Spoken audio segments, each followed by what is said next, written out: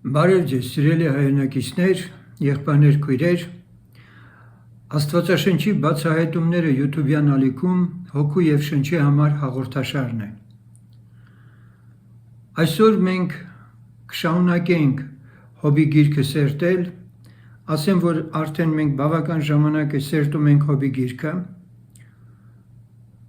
և այժմ պետք է 38-րդ գլխից սկսենք։ Բանն այն է, որ այստեղ արդեն Աստված ինքն է խոսելու և անկեղծ ասած շատ անգամներ եմ ընթերցել, բայց այն ինչ որ այս ուսումնասիրության պրոցեսում Աստված ինձ սկսեց բացել ու հասկացնել, հաճելիորեն շատ բաների վրա զարմացա և ուրախությամբ պիտի կիսվեմ ձեր հետ։ Իհարկե, մենք երկար ճանապարհ անցանք Հոբի գիրքը սերտելու ժամանակ և կարծում եմ ինձ հետ կհամաձայնեք, որ այս գրքի ոչ պակաս կարևոր, եթե ոչ ամենակարևոր բաժինը Աստծո խոսքն է։ Հոբի գրքի սկզբից մենք տեսնում ենք Աստված է խոսում և վերջում էլ ինքն է խոսում։ Այնպես որ Աստված և սկիզբն է և վախճանը, ալֆան և օմեգան, և բնականաբար թե սկզբի և թե վերջի խոսքը Աստծուն է վերաբերում։ Մի քանի խոսքով ուզում եմ ներկայացնել ձեզ Հոբի այս գրքի մեջ Աստծո խոսքը ուղղված Հոբին, թե ինչպես էի նախկինում ընկալել կամ ինչ ներքին մղումով էի ընթերցում և այդպես էլ շատ անգամներ հարցեր էին առաջանում, որոնց պատասխանները չունեի։ Մասնավորապես մենք արդեն բավականին երկար ժամանակ տեղեկացանք այդ մասին Հոբի գիրքը սերտելիս, որ Հոբը ուզում է Աստծո ձայնը լսել, Հոբը ուզում է Աստծուն ճանաչել, ինչու չէ նաև տեսնել, և ակամայից մտածում ես, որ այս տառապյալ անձնավորության հետ Աստծո հանդիպումը պետք է լիներ Հոբի ընկալման շրջանակներում։ Այսինքն տեսանելի ինչ-որ մի բան, որը Հոբին պիտի համոզեր, որ սա Աստված է։ Սակայն ինչպես նախորդ հաղորդման ժամանակ նշեցի, Աստված Հոբին ներկայանում է գերազանցապես իր ստեղծագործությամբ, իր ստեղծագործության մեջ այն հրաշալիքներով ու այն գործերով, որ ինքն անում է, և Հոբի ակնկալիքը, որ պետք է Աստված խոսեր Հոբի ընթացքի և այլնի վերաբերյալ նրա արդարության մասին, նման խոսքեր մենք չենք տեսնում Աստծո կողմից Հոբին ուղղված։ Իհարկե, Հոբը այլևս լսում է Աստծուն, բայց ոչ թե Աստված Հոբի լսելիքները բացում է և իր խոսքով ներկայանալի դառնում Հոբին այնպես, ինչպես Հոբը կկարծեր, որ պետք է, որ Աստված ներկայանար։ Կրկնում եմ, Աստված խոսում է Հոբի հետ արարչագործությամբ իր։ Եվ հենց սա է առաջին հայացքից զարմանալին, որ կարծես թե մեր ներքին պահանջը մարդ լինելով, որ ուզում ենք Աստծո հետ, կենդանի Աստծո հետ հարաբերվել, ինչպես Մովսեսը ժամանակին ասեց, ես ուզում եմ տեսնել քեզ, և Աստված ասեց, որ մահկանացու անձը չի կարող ինձ տեսնել և կենդանի մնալ։ Սակայն Աստծո ձայնը լսելի է, Աստված ինքն իր ստեղծագործության մեջ է, իր ստեղծագործությունից էլ վեր է, անմերձենալի լույսի մեջ, անճանաչելի և անիմանալի մինչև վերջ։ Էլ ինչ Աստված, եթե մարդը կարողանար Աստծուն իբրև թե ճանաչեր մինչև վերջ։ Այսպիսով եկեք Հոբի գրքի 38-րդ գլխի առաջի խոսքից լսենք։ Այն ժամանակ Եհովան պատասխանեց Հոբին փոթորկի միջիցը և ասեց։ Աստված փոթորկի միջից խոսում է Հոբի հետ։ Մի փոքր կանգ առնենք այս խնդրի վրա, փորձենք հասկանալ, ինչու է Աստված փոթորիկի միջից խոսում, ինչի է Աստված այցելության գալիս Հոբին փոթորիկի միջից, այսպես ասենք։ Եվ հենց այստեղ ես ուզում եմ մի վերապահում անել ու նոր անցնել հաջորդ համարներին։ Մենք դեռևս 5 տակարանից Աստծո խոսելու կերպերը շատ անգամներ ենք տեսել։ Աստված շատ անգամներ է խոսել իր հրեշտակների միջոցով, որոնք այցի են եկել մարդկանց, Նաև Ելից 3:2-ում մենք կարդում ենք, որ Եհովայի հրեշտակը կրակի բոցով երևցավ նրան, այսինքն Մովսեսին, մորենու միջից, եւ նա տեսավ, որ ահա մորենին կրակով վառվում էր, բայց մորենին չէր սպառվում։ Այնուհետև 4-րդ խոսքում ասում է, եւ Եհովան տեսավ, որ նա դարձավ տեսնելու, եւ Աստված մորենու միջիցը կանչեց նրան եւ ասեց. Մովսես, Մովսես, եւ նա ասեց. ահա ես։ Այսպիսով մենք տեսնում ենք, որ այդ կրակի միջից, վառվող մորենու միջից Աստված խոսում է մարդու հետ։ Եվ Եհովան խոսեց ձեզ հետ կրակի միջիցը, խոսքերի ձայնը դուք լսեցիք, բայց մի նմանություն չտեսաք, բայց միայն ձայն։ Երկրորդ Օրինաց 4:12։ Դարձյալ 5:4-ում Օրինաց գրքի գրված է. դեմ առ դեմ խոսեց Եհովան ձեզ հետ սարումը կրակի միջիցը։ 22-րդ խոսքում Եհովան այս խոսքերը խոսեց այն սարի վրա կրակի, ամպի եւ մառախուղի միջիցը, բարձր ձայնով ձեր բոլոր ժողովքի հետ եւ ոչինչ չավելացրեց եւ երկու հատ քարե տախտակների վրա գրեց նրանք եւ ինձ տվավ։ Ինչի միջից խոսեց Աստված? Կրակի, ամպի եւ մառախուղի միջից։ Միաժամանակ, երբ որ Եղիայի օրերն ենք մենք հանդիպում Սուրբ գրքում, մենք կարդում ենք, որ Եղիան մտավ մի քարայրի մեջ, այնտեղ օթևանեց եւ ահա Տիրոջ խոսքը եղավ իրան եւ նրան ասեց. ինչ ունես այստեղ Եղիա։ Եվ նա ասեց. ես մեծ նախանձավորություն ունեցա զորաստեր Աստծո համար, որ Իսրայելի որդիքը քո ուխտը թողել են, քո սեղանները քանդել են եւ քո մարգարեներին սրով սպանել են։ Եվ մենակ ես եմ մնացել եւ իմ հոգին որոնում են սպանելուն։ Եվ նա ասեց. դուրս եկ եւ կանգնիր սարի վրա Տիրոջ առաջին։ Եվ ահա Տերը անց էր կենում եւ մի մեծ եւ զորավոր հոմ պատառեց սարերը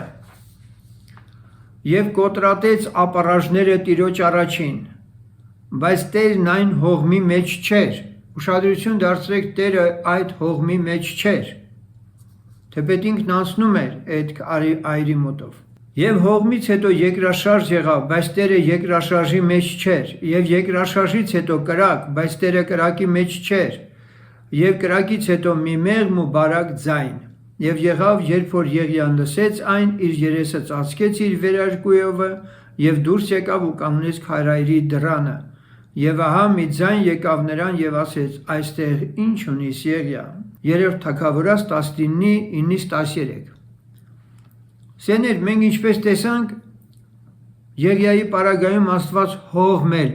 բերեց, սակայն այդ հողմի մեջ չէր, բայց այստեղ Աստված փոթորկի միջից է խոսում։ Եվ վերջապես, երբ որ Աստված ցանկանում է որևէ մեկին որևէ բան հաղորդել, Հոբի գրքում մենք լսեցինք, որ Աստված գիշերվա երազով եւ տեսիլքով էլ խոսում է մարդկանց հետ։ Հաճախ երկնային էակներ էլ այցի են եկել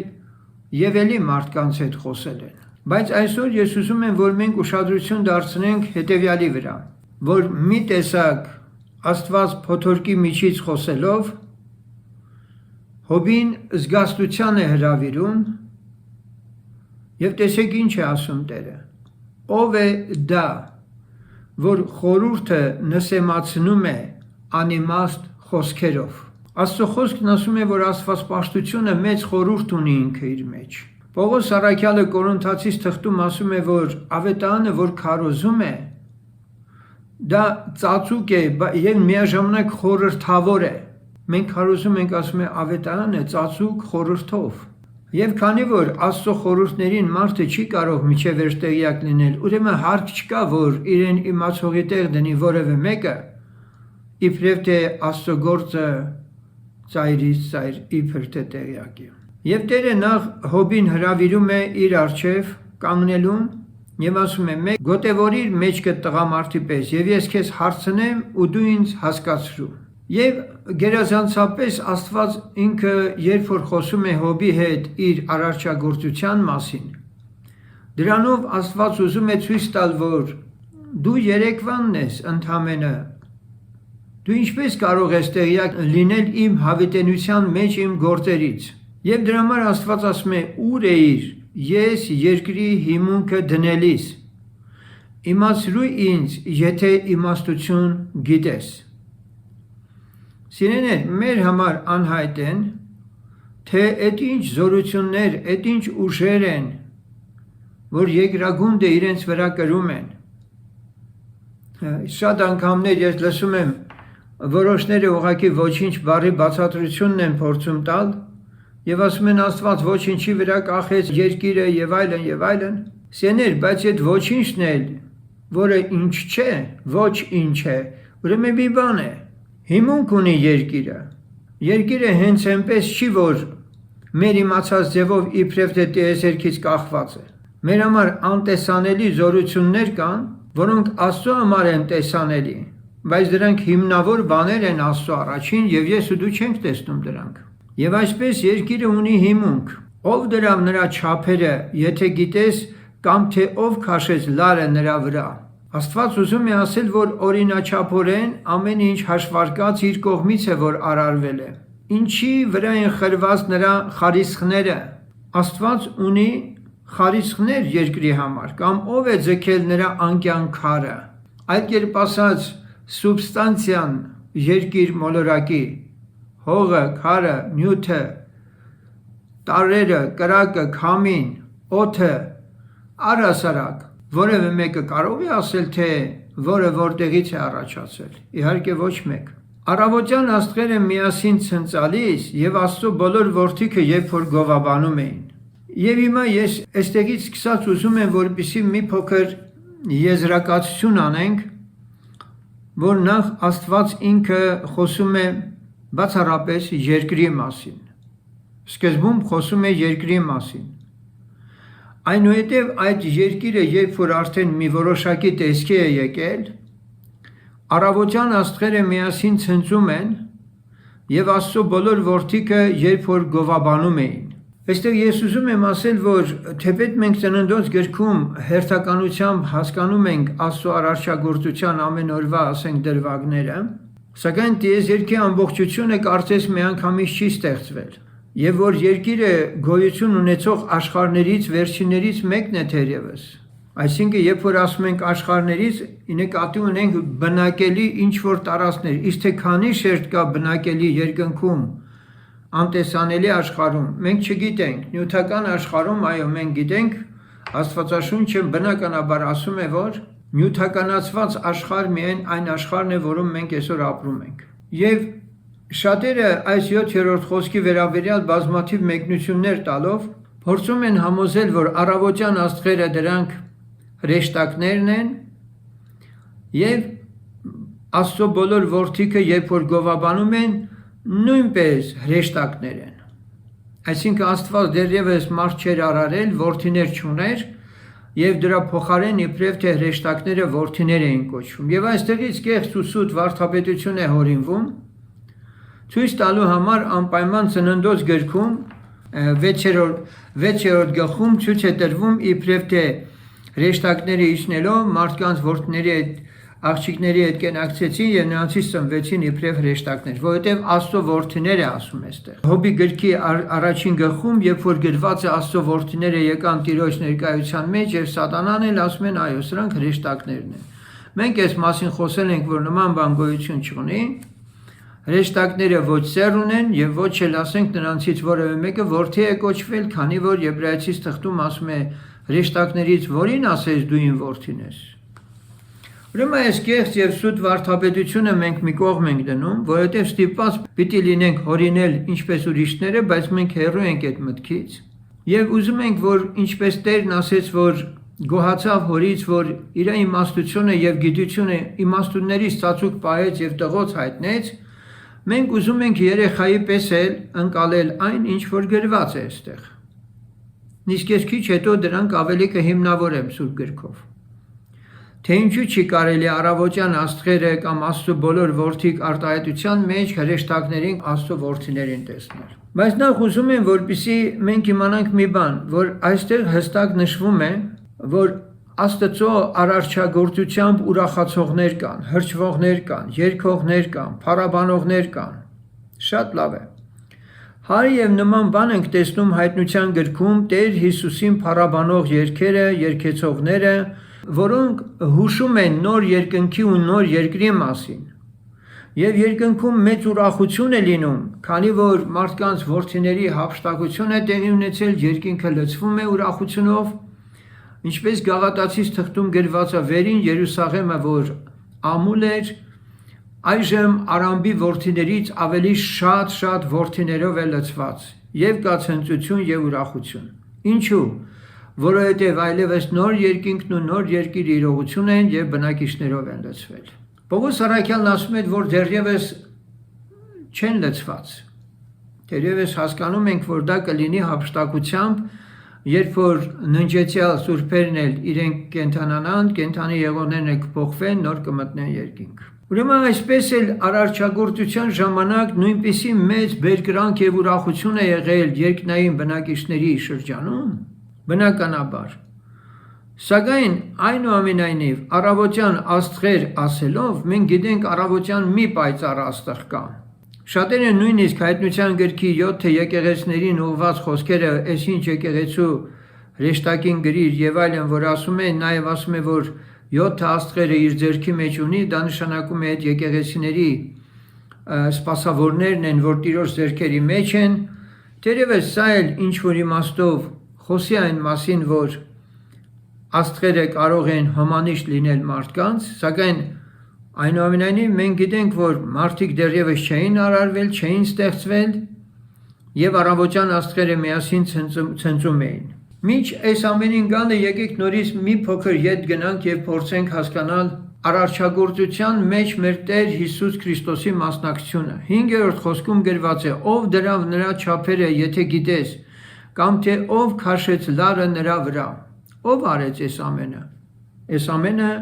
արեց Տեր Հիսուս Քրիստոսը։ Հովանու ավետարանը այդպես էլ սկսում է. ամեն բան նրանով եղավ եւ առանց նրա ոչինչ չեղավ։ Միաժամանակ մենք կարդում ենք, որ առակած գիրքը գովաբանում է իմաստությանը, իսկ Տիրոջ իմաստությունը ինքը Տեր Հիսուսն էր։ Այդ մասին կարդում ենք, որ ասում է, նա ուներ իր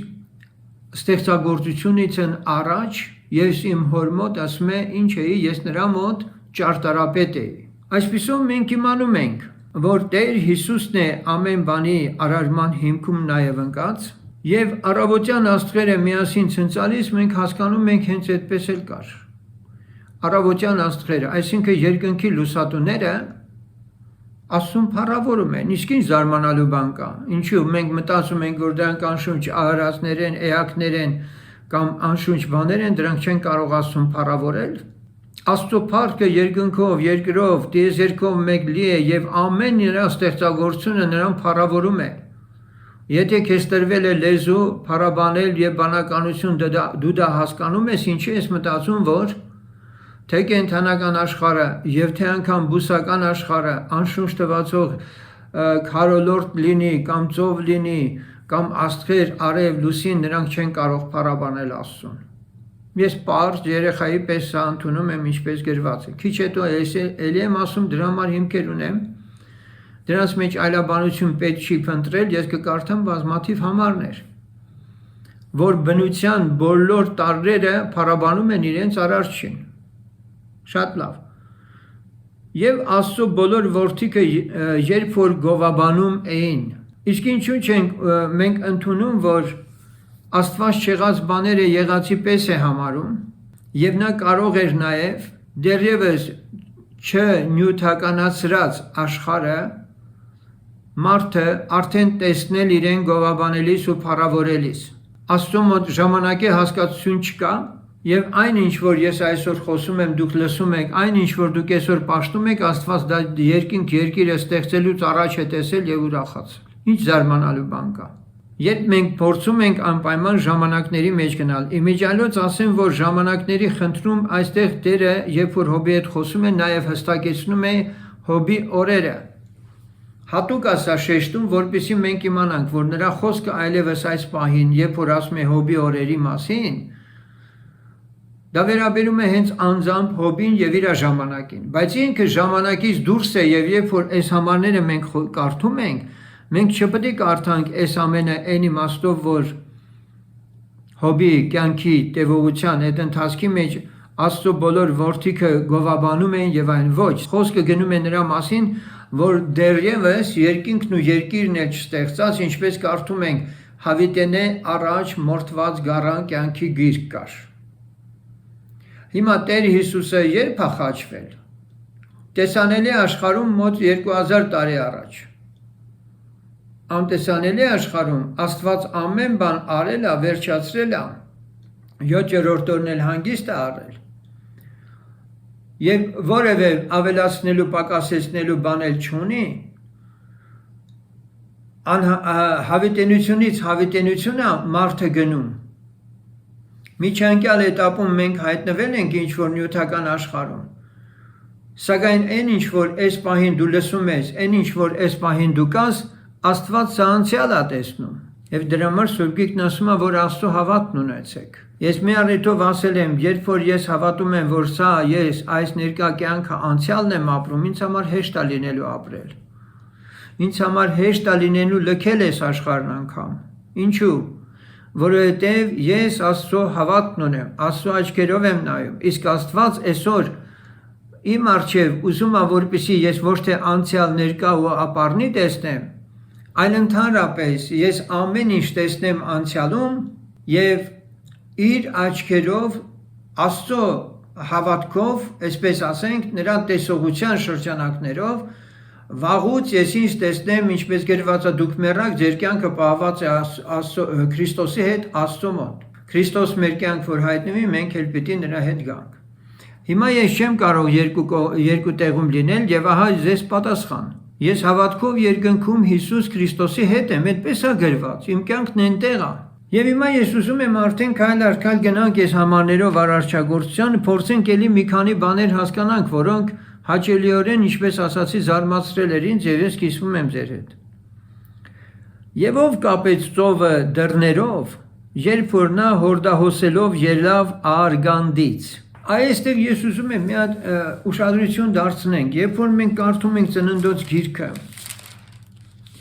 Ծննդոց գրքի առաջին հենց խոսքերը հետևյալն են. Սկզբում Աստված ստեղծեց երկինքը, երկիրը, երկիրը անձև ու դատարկ էր, խավար կար անդունդի վրա եւ Աստծո հոգին շրջում էր ջրերի վրա։ Ուշադրություն դարձրեք, որ ստեղծագործության process-ը սկսվում եւ միանգամից այստեղ նշվում է, որ Աստծո հոգին շրջում էր ջրերի վրա, բայց ինչու չի գրված այդ ջրերը, որպես սուբստանցիոն բան, որ կյանքի այդպես երաշխիք, ինչպես ասում ենք, ջուրը կյանք է։ Այդ ջուրը ինչի չի այստեղ նշված, որ սկզբից Աստված ջուրը ստեղծեց, հետո մնացած, այլ պատրաստի մենք կարդում ենք միանգամից, որ Աստծո հոգին շրջում է ջրերի վրայով։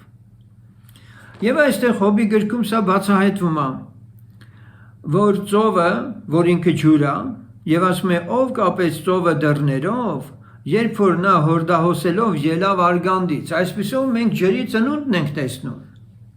Այս հարցի պատասխանը այստեղ ենք տեսնում։ Ջուրը ինչ որ տեղից հորդում է, եւ այդ ինչ որ տեղից, որ ինքը հորդում է, դա կոչվում է այդ ջրի համար Արգանդ։ Այդպես են մենք կարդում ենք։ Եվ ինքը ծովը ունի դռներ, եւ Աստված սահմաններ ա դրել, երբ որ ես ամպը նրա համար հանդերձ դրի, ամպը հանդերձ եւ մեկը խանձարուր։ Տեսեք ինչ գեղեցիկ է նկարագրվում։ Ծովի ընդամենը ծնունդը Արգանդից կարծես ջրի առաջացումը կյանք, որ իր մեջ պիտի ունենա, պայմանավորված է հետևյալ գործոններով։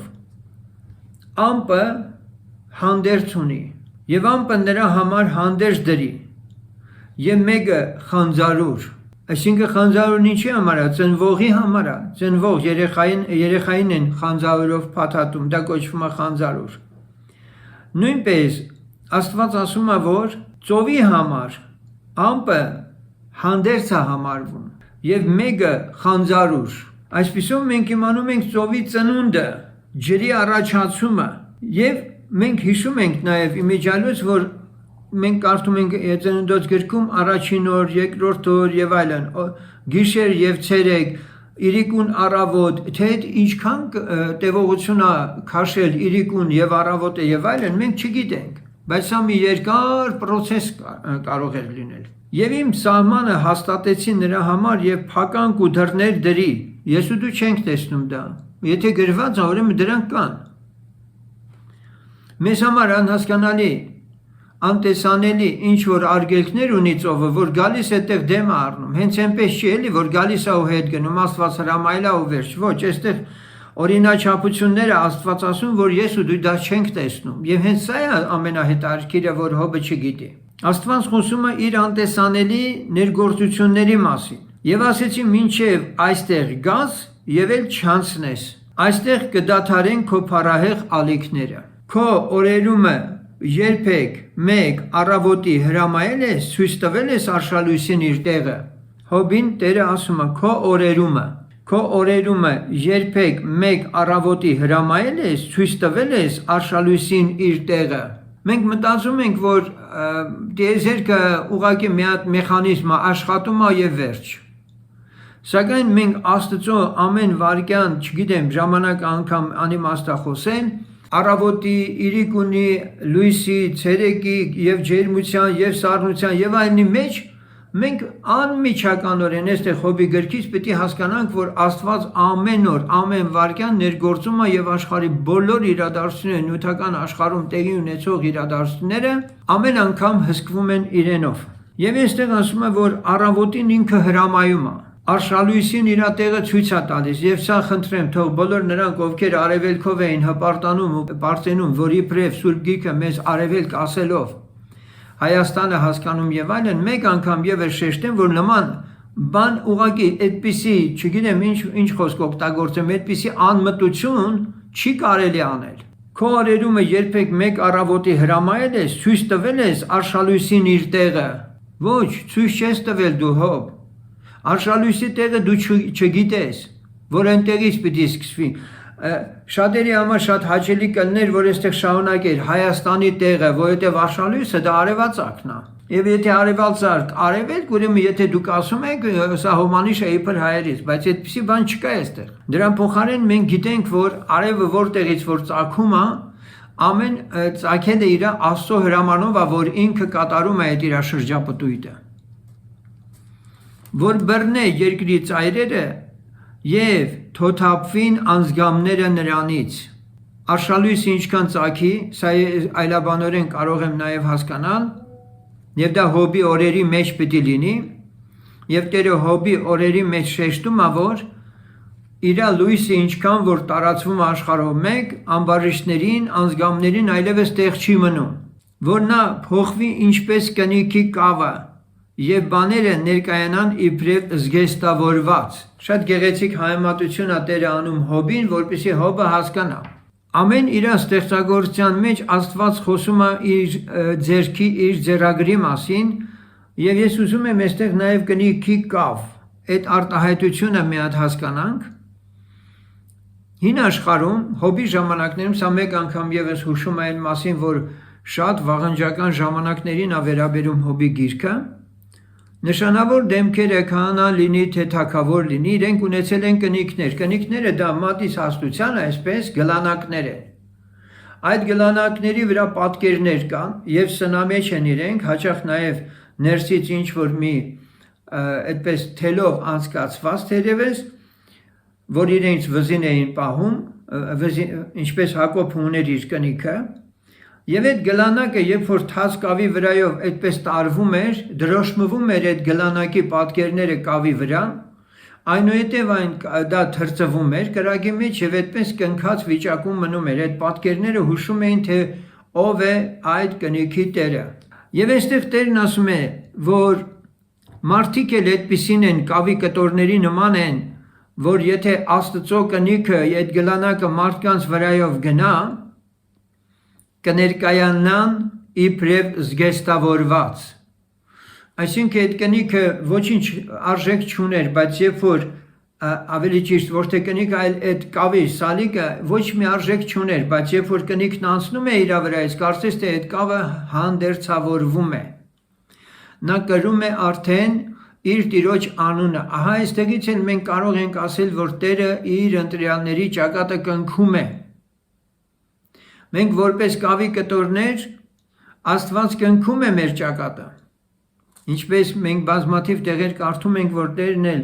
ասում է, որ թույլ տուր, որ իմ ծառաների ճակատները կնքեմ Հայտնության գրքում, միջև որ արհավիրքը պատուհասը կգա։ Եվ նաև Եզեկիել մարգարեության գրքում այդպես թանաքաման կրող կար ինչ որ իր մեջքին, մեկը պետք է անցներ եւ քաղաքում հեծեծողները մեղքի անիրավության եւ մեղքի վերաբերյալ Իսրայելի, ովքեր որ Աստծուն ազնվորեն պաշտում էին, Տերն ասեց նրանց ճակատները կնքիր, որովհետեւ քաղաքը պիտի կործանեն, բայց նրանց պիտի պահեն։ Եվ այսպես Տերը ասում է, որ նա փոխվի ինչպես կնիքի կավը, եւ բաները ներկայանան իբրև զգեստավորված, եւ ամբարիշտերից արգելվի իրանց լույսը եւ բարձր բազուկը կոտրվի։ Արդյոք գնացել ես միջև ծովի աղբյուրները եւ անդունդի խորքերու մման եկել ես։ Տեսեք, Տերը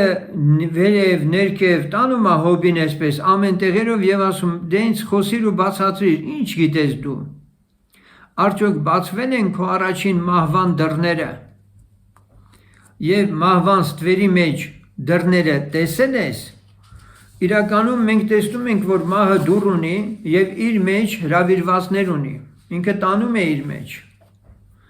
Այդ դուռը բացվում է եւ այնտեղ մտնում են մահացածները։ Եվ մահվան ստվերի մեջ դռները տեսել ես, ո սիրելիներ։ Ես ննջողների, մահացողների եմ լսել, որ իրանց վերջին խոսքը դա է եղել, դուռը բաց արեք։ Բացվել են քո առաջին մահվան դռները, մահվան ստվերի մեջ դռները տեսել ես։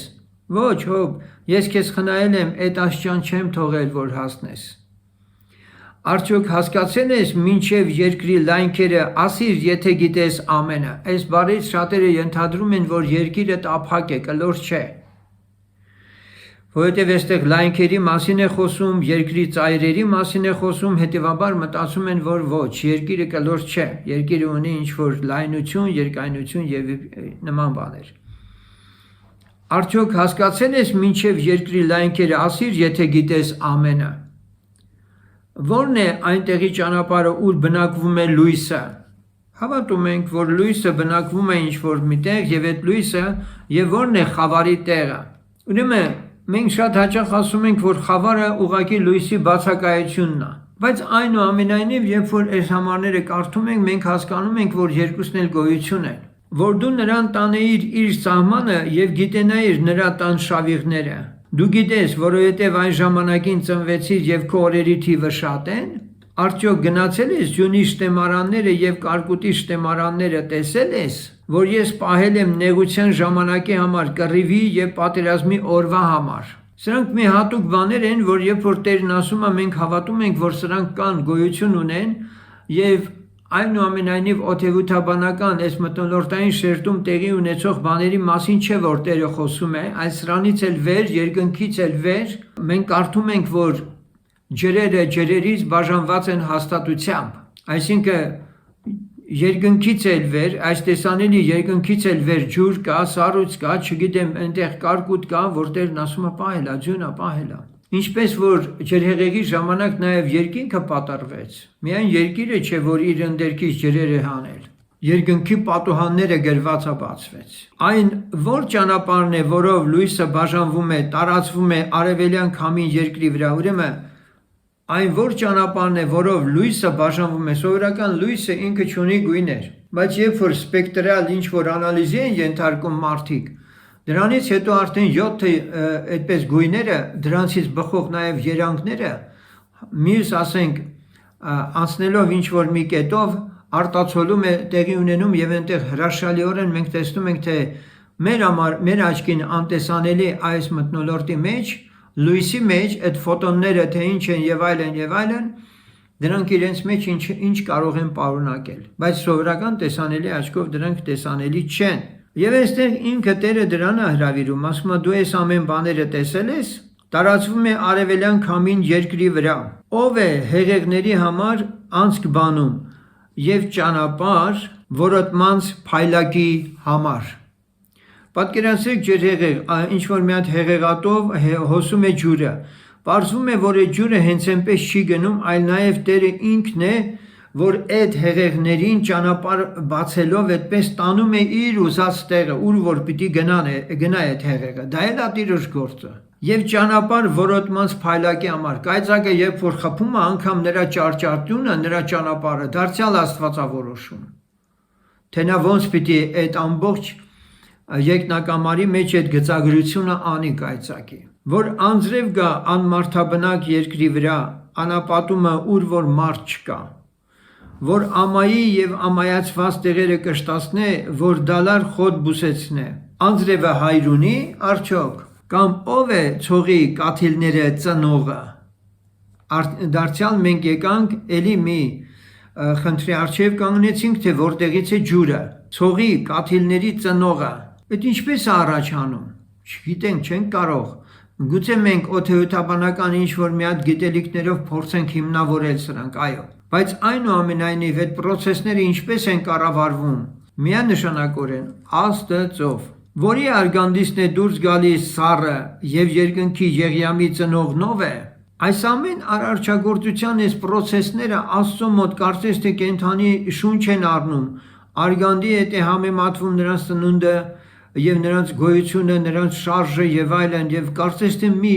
կենդանարար հոգի է, որ գործում է նրանց մեջ և նրանք ենթարկվում են դրանց։ Ջուրերը պնդանում են քարի պես և անդունդի երեսը սառչում է, կարող ես բազմաստեղի կապերը կապել կամ հայկի կոշկորները բանալ։ Սեներ, ուզում եմ, որպեսզի այս 30-րդ խոսքի վրա կանգ առնենք, որովհետև քանի որ մոտեցանք շատ բաղձալի մի համարին, կարող ես բազմաստեղի կապերը կապել կամ հայկի կշկուրները բանալ։ Սրա մասին բավական երկար խոսք ունենք, բավական ասելիք ունենք։ Միայն այսքանով բավարարվենք, որ Աստվածաշունչը, ես ասել եմ, գրաբարով մեր Աստվածաշունչը եբրայերենից, հունարենից թարգմանելու ժամանակ մենք տեսնում ենք կամ բնագրային իմաստ ունի, առավելապես համեմատվել է ընդամենը նրանց հետ, որովհետև այստեղ թարգմանողները պահպանել են ոչ թե Սիրիուս կամ Օրիոն, այլ հայկ բառն են հենց օգտագործել, հայերս հայկ բառն ենք օգտագործել և սա պատահական չի եղել։